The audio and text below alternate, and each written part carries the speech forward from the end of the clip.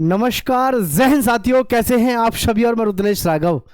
प्यारे साथियों, आप सबको पता है इस समय पर पैरामिलिट्री की जो जॉब है, जो आनंद पैरामिलिट्री में है वो कहीं नहीं है। क्योंकि पैरामिलिट्री में इस समय पर आपकी सैलरी भी कम से कम कहाँ तक है, लगभग 63,000, और 8वां वेतन कमीशन लगने का मतलब है 83,000। तो इस समय जो असम राइफल की भर्ती है, आपको पता है लंबे समय से इसमें भर्ती नहीं है आपकी ट्रेडमैन की। भाई ट्रेड्समैन की, सिपाही की और टेक्निकल ट्रेड पर जितनी भी हमारी भर्ती है, सारी जानकारी आपको इस वीडियो में मिल जाएगी। मैं आप सभी से कहना चाहूंगा, जो भी चैनल पे पहली बार आए हैं, चैनल को सब्सक्राइब करके दोस्तों के साथ शेयर कर देना। असम राइफल की जो है नई वैकेंसी 2026 का फुल इंफॉर्मेशन मैं आपको देने वाला हूं। पूरा सिलेक्शन प्रोसेस क्या क्या कैसे रहने वाला है, हाइट, चेस्ट मेजरमेंट, सारा कुछ A to Z selection process से लेकर के सिलेबस तक। ध्यान से देखिएगा, दोस्तों के साथ शेयर करना बिल्कुल मत भूलिएगा। आइए देखते हैं ध्यान से। असम राइफल न्यू वैकेंसी 2026 के लिए फुल इंफॉर्मेशन समझ लो। तो इसकी भर्ती का बोर्ड कौन रहता है भाई, directorate general of Assam rifles आपका भर्ती बोर्ड है, और जिसमें आपकी तमाम योग्यताओं से लेकर के हर चीज को ध्यान से देखते हुए चलो। भर्ती वर्ष 2026 के लिए technical and tradesmen, rifleman, clerk, GD and various post, कार्य स्थान पूरे भारतवर्ष में। मतलब अगर आप सिलेक्शन ले लेते हैं तो आपकी जो पोस्टिंग है पूरे भारतवर्ष में कहीं भी किसी भी जगह आपकी हो सकती है। असम वाले ये मत सोचना कि जी हम भर्ती हो गए तो हमें असम में रखा जाएगा, नहीं, पूरे भारतवर्ष में कहीं भी किसी भी जगह आपको पोस्टिंग दी जा सकती है। पद के नाम की बात करते हैं और तो योग्यता की, जैसे राइफलमैन है GD, तो इसके लिए आपका पास होना चाहिए 10वीं। क्लर्क LDC के लिए आपका 12वीं पास होना चाहिए प्लस टाइपिंग होनी चाहिए। Tradesman, cook, barber, washerman, mechanic etcetera 10वीं पास हो आप, और ITI हो या फिर अनुभव होना चाहिए आपके पास में। जो टेक्निकल पोस्ट है, इलेक्ट्रिशियन है, रेडियो मैकेनिक है, 10वीं 12वीं और डिप्लोमा या ITI। देखो एक बात ध्यान रखना, पहले ही मैं आपको बता देता हूँ, आज की डेट में जितनी भी हमारी भर्ती चल रही है ट्रेड्समैन की या फिर ट्रेड की, कोई भी टेक्निकल ट्रेड हो, उसमें विदाउट एक्सपीरियंस वाला बंदा जा पाना पॉसिबल नहीं है, या मैं यूं कहूं ट्रेंड बंदा ही उसमें जाएगा। आज की डेट में ऐसा सब कुछ फॉलो हो गया, पूरा ट्रेंड है ये, इस चीज का पूरा नियम बन गया है। अगर मान के चलो एक कुक भी लेना है, किसी भी सेना को कुक लेना है, तो कुक जो होगा वो इस तरीके का होगा कि वो अपने आप में पहले से ही वेल एक्सपीरियंस होगा, खाना पहले से ही बनाना जानता होगा अच्छे से, उसी को भर्ती किया जाएगा। इस तरीके का अब जो है सिस्टम पूरा बना हुआ है किसी भी फोर्स में। क्योंकि इसमें आपको पता है कि आजकल एक सबसे बड़ी चीज बढ़ा दी गई है, ट्रेड टेस्ट। तो भाई ट्रेड टेस्ट से आपको गुजरना ही है, या फिर आपके पास में सर्टिफिकेट होता है कि NSQF, जिसका मतलब होता है नेशनल स्किल क्वालिफिकेशन फ्रेमवर्क।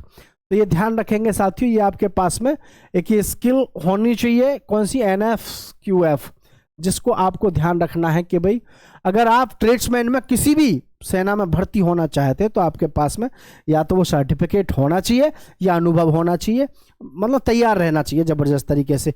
और कोई भी हल्की फुल्की एक बुक उठा करके उसको पढ़ते रहो ट्रेड्समैन की तैयारी करने के लिए, ठीक है। तो ये आपको समझ में आना चाहिए। आगे देखते हैं। सामान्य पदों के लिए 10वीं, देख सकते हैं आप ध्यान से यहाँ पर साथियों क्या कैसे कैसे दिया हुआ है। एजुकेशन क्वालिफिकेशन, शैक्षणिक योग्यता, सामान्य पदों के लिए 10वीं 12वीं पास की मान्यता बोर्ड से। ट्रेड्समैन के पदों के लिए संबंधित ट्रेड में ITI या डिप्लोमा। क्लर्क पद के लिए 10वीं पास व टाइपिंग स्पीड 35 वर्ड प्रति मिनट इंग्लिश, और जी 30 वर्ड प्रति मिनट इन हिंदी। टेक्निकल पदों के लिए इंजीनियरिंग डिप्लोमा या संबंधित क्षेत्र का प्रशिक्षण आपने हासिल किया हुआ होना चाहिए। जैसे कि रेडियो ऑपरेटर के लिए आपको जाना है तो उसमें फिर आपका कोई ना कोई आपने प्रशिक्षण, डिप्लोमा या फिर टेक्निकल आपके पास में कोई ना कोई, यानी इंजीनियरिंग डिप्लोमा आपके पास में होना चाहिए, अनिवार्य इसमें कर दिया जाता है। आगे बात करूं मैं आयु सीमा की, तो आयु सीमा आप सब जानते हैं, देखेंगे ध्यान से। जो जनरल की श्रेणी से बच्चे आते हैं उनकी 18 से 23 वर्ष है, SC के लिए 26 वर्ष है, ST के लिए 28 वर्ष है। और एक बात और मैं आपको बता दूं, यहां पर सभी ध्यान से समझना, ये जो है हमारी, यह है आपकी आमतौर पर जो रहती है, यह है सिपाही के लिए। लेकिन सिपाही के बाद में अगर हम बात करें ट्रेडमैन की, तो ये आपकी होती है 18 से 25 वर्ष। और जब 18 से 25 वर्ष होती है तो OBC की हो जाती है 28 वर्ष, और जी SC ST के लिए हो जाती है 30 वर्ष, ठीक है। SC ST के लिए हो जाती है 30 वर्ष, और ये हो जाती है OBC के लिए। क्योंकि ये जो है आपकी, ये तो है सिपाही के लिए और ये है आपकी टेक्निकल पदों के लिए या फिर ट्रेडमैन के पदों के लिए। ठीक है, ये आपकी आयु रहेगी इस तरीके से। आगे देखते हैं फिजिकल मेजरमेंट हमारा क्या क्या रहता है। देखो एक बात ध्यान रखना, सीआईएसएफ हो, असम राइफल हो, पैरामिलिट्री की जितनी भी फोर्स हैं, सिपाही के लिए फिक्स है हाइट आपकी 170 सेंटीमीटर, लेकिन ट्रेडमैन के पदों पर आपको हाइट देखने को मिल जाती है कम कई बार। जैसे कि अभी हमने बीएसएफ में देखा, बीएसएफ ट्रेडमैन में, ठीक है, जैसे बीएसएफ ट्रेडमैन में आपने देखा, बीएसएफ में क्या हुआ है, 165 सेंटीमीटर हाइट पे इन्होंने भर्ती निकाली है 3588 पदों पर जो भी फिजिकल हुआ है। ठीक है, तो यहाँ कितने निकाली, 165 सेंटीमीटर पर। लेकिन ध्यान रहे ज़्यादातर जितनी भी हमारी पैरामिलिट्री की फोर्सेस हैं सभी में हाइट आपकी 170 सेंटीमीटर ली जाती है। जैसे यहाँ देखें आप, सामान्य एस ओबीसी और एससी के लिए 170 सेंटीमीटर है, महिलाओं की ऊंचाई 157 सेंटीमीटर है, सीना 80 से 85 सेंटीमीटर है। एसटी है और नॉर्थ ईस्ट स्टेट हैं जो उनकी 162.5 है, 150 सेंटीमीटर महिलाओं के लिए है और 72 से 82 सेंटीमीटर छाती पुरुष के लिए।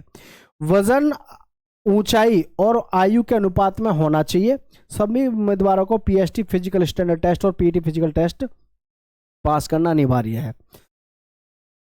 तो ये आपको सबको पता है कि भाई जब अगर हम पैरामिलिट्री की भर्ती देख रहे हैं तो उसमें फिजिकल हमारा जबरदस्त होना ही चाहिए, इसमें कोई शक संदेह नहीं है। देखो एसएससी जीडी जो भर्ती कराता है वो सिपाही की कराता है और वो कराता है एक प्रकार से रेगुलर वे में, लेकिन ये जो डिपार्टमेंट के अकॉर्डिंग ये भर्ती आती है ट्रेडमैन की और टेक्निकल पदों पर, सिपाही पर, ये आती हैं मतलब क्विक वे में। क्विक वे का मतलब है तुरंत इनको भर्ती करानी ही होती है। ठीक है, तो इस तरीके से आपका प्रोग्राम रहता है। फिजिकल में देखो क्या क्या होता है, आप सबको पता होना चाहिए। पुरुष उम्मीदवार जो है 5 किलोमीटर की आपकी रनिंग जो है 24 मिनट में आपको करनी है। महिलाओं को 1600 मीटर की दौड़ है जो आपको 8.5 मिनट में महिलाओं को करनी है। तो फिजिकल तो बहुत ज़्यादा टफ है नहीं, कहीं ना कहीं बात आती है तो हाइट पे ही आती है, बाकी फिजिकल इतना टफ नहीं है, आप सबको समझ आना चाहिए। देख लो यहाँ पर आपका जो सिलेक्शन प्रोसेस है, पहले आपका फिजिकल होगा, रिटन एग्जाम होगा, ट्रेड टेस्ट और स्किल टेस्ट होगा, डॉक्यूमेंट वेरिफिकेशन, मेडिकल एग्जामिनेशन और फाइनल मेरिट जो बनती है वो केवल रिटन के आधार पे बनती है।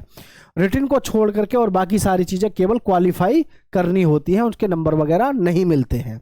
ठीक है, चलिए अब देख लो आपका जो सिलेबस रहता है वो क्या क्या रहता है। यानी कि आपके बहुत से लड़के फिर बाद में पूछते सर आपने ये नहीं बताया, ये तो बता दिया वैकेंसी के बारे में तो, लेकिन ये नहीं बताया कि जी इसमें आपका रिटन में क्या क्या आएगा।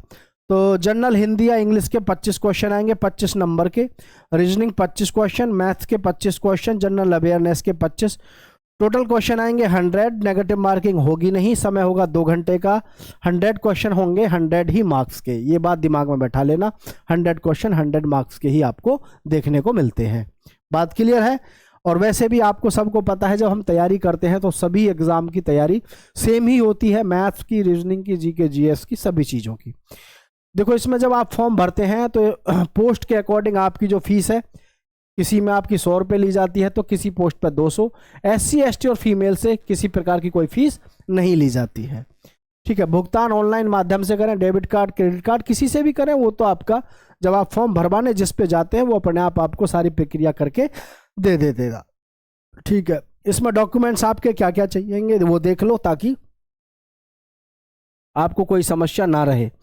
तो देखो डॉक्यूमेंट्स रिक्वायर्ड जो है, दस्तावेज 10वीं और 12वीं के प्रमाण पत्र आपके पास होने चाहिए। जन्म प्रमाण पत्र के लिए आपके पास में 10वीं की मार्कशीट या सनद होनी चाहिए। जाति प्रमाण पत्र होना चाहिए, जाति प्रमाण पत्र ध्यान रखना होना चाहिए।